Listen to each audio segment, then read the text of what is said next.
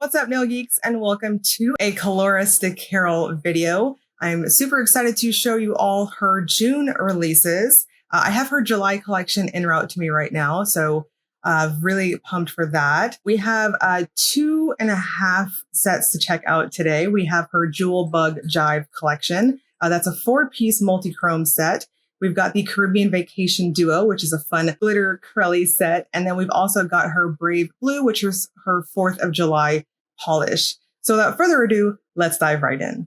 In this video, you are seeing the Speedy Glass Gel-like Glossy Top Coat and the Leveler Smoothing Top Coat from Olas de Verano. Thank you, Carolina, for sending these over so that I could test them out on your goodies too. You can see here that they are full-size bottles, very much like the polishes themselves, and they also come in the super beautiful black matte boxes that the other polishes come in too. So we're going to start off the video with the Jewel Bug Jive Quad. And first is Rainbow Shield. This is described as a deep teal multi-chrome shimmer that shifts between shades of blue, purple, green, depending on the angle. These are across the board jelly type of formulas. They start off on the softer side, but they build really well at 2 coats. Personally, I chose to take them up to 3 thinner coats just to plump it up and see what it would do at the 3rd coat.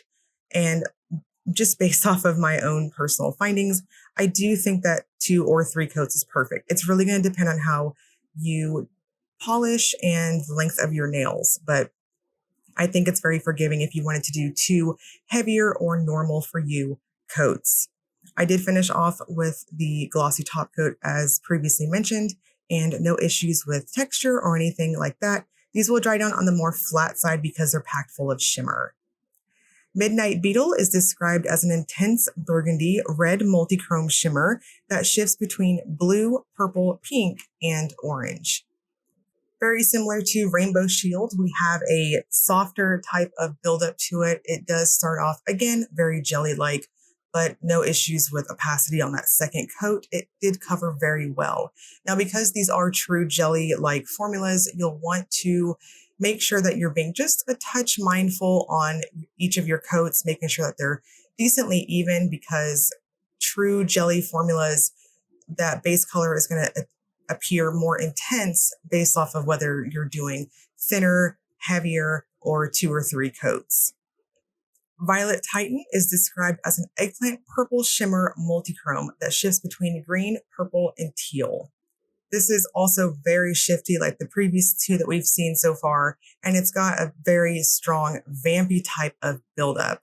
Now, I took this one up to 3 thin coats, just like the other 3 in the set, and this builds up really well, again, at that 2nd coat. So at this point, I'm kind of repeating myself. Across the board, they all applied very, very similar, very identical, and no issues to report with any of them. Wonderful, smooth type of formula, and very easy to build up, especially with that paddle brush. So again, you're seeing that glossy top coat applied over 3 thin coats on Violet Titan. Emerald Scarab is described as a navy blue multi-chrome shimmer that shifts between green, purple, and pink. This one's probably my top pick. This one and then Midnight Beetle, that purpley burgundy-ish one that we saw, the 2nd one. Both are very, very pretty. And of course, Emerald Scarab has to be one of my top picks because of course it's got a blue base to it. Another strong shimmer going on here. Now the multi-chrome effect to all 4 polishes are what I would describe, yes, as a true multi-chrome type of shift respectively for each, but it does take on more of a shimmery type of appearance as opposed to, say, a straight multi-chrome that has more of a chromy type of feel, if that makes sense. These will still have that flat dry down, say, that a multi-chrome has, but just the appearance is a touch different. And here we've got the Caribbean Vacation Duo. This is a duo of fun glitter mix acrylics. And the first one is Mango Tropical. This is described as a white acrylic with a fun mix of matte and neon glitter.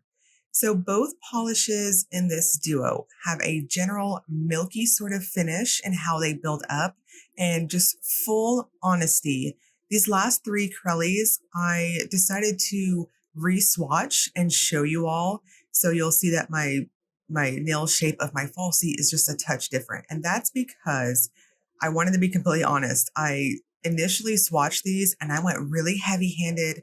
I got some like unruly texture from just the way that I was painting.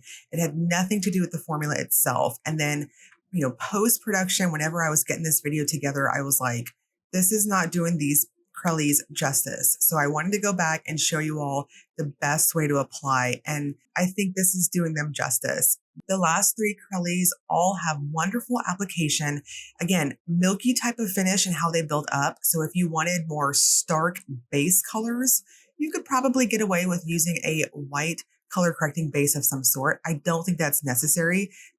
Just go in light-handed and allow the paddle brush to do the work for you. Don't overwork it, and you'll get that nice smooth with a touch of a pond effect from your first coat. I would not go up to 3 coats just because you're going to have over buildup. These have super smooth formulas, and we're just not doing the formula justice. You'll want to finish with a glitter smoothing top coat and a glossy top coat to smooth everything out. Now, Olas de Verano is the second one in the Caribbean Vacation duo. This one is also a white Crelly with a fun mix of matte and neon glitter. Now, the base color to both, yes, is a milky white, but Ola has more of, and I do apologize if I said that name incorrectly. This one has more of a cooler tone to that white Crelly. The other one had more of a warmer type of white Crelly undertone to it. Across the board, this one applied identical to Mango Tropical. So finish with the leveling, smoothing top coat and the glossy top coat, and you're good to go. Super fun. Reminds me of a birthday cake. I gotta say, I appreciate that the smoothing top coat is called the Leveler. I always recommend glitter smoothing top coats with glitters, but I also think it works for flakes and other uneven textures too. I think that is a nice reminder that glitter smoothing top coats are more than just glitters. And then the last one is Brave Blue. This is the 4th of July Polish Limited Edition, described as a medium blue Crelly base with matte red and blue mini squares and white mini stars. And speaking of redo, I did re-swatch this one, and I'm very pleased with how the formula looks on the video. It's very, very smooth. No issues with fishing across the board on the last 3 Crellies here. You're going to get a ton of glitter on your brush, and the paddle brush just helps even more. For Brave Blue, I chose to wear it at 3 very thin coats, and you'll get that nice pond effect. The blue base itself is very soft, very flattering. And if you're like me, you wanted some extra stars on your nails, you can absolutely do that. I'm using my water marbling tool here. I got the stars off of the brush. I want to make that very clear. I had no fishing with any of these. So if you want to do some extra glitters, you can do that. They came up very easily out of the bottle. And I'm taking it kind of slow and steady with the leveling top coat and the glossy top coat to show you all how they work. Overall, the smoothing top coat works fantastic. It's a phenomenal top coat if you're in the market for one.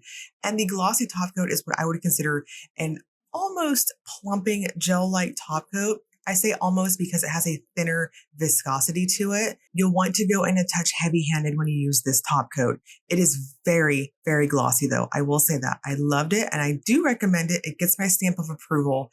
You'll just want to go in just a touch thicker in your coats to amplify that glossy effect and get it super smooth and blend really well with the leveling top coat. And it is what I would consider a quick dry type of formula. Now we're going to wrap up the video with the Willet Topper segment. This is where I use a black swatch stick to demonstrate if polishes have layering capabilities.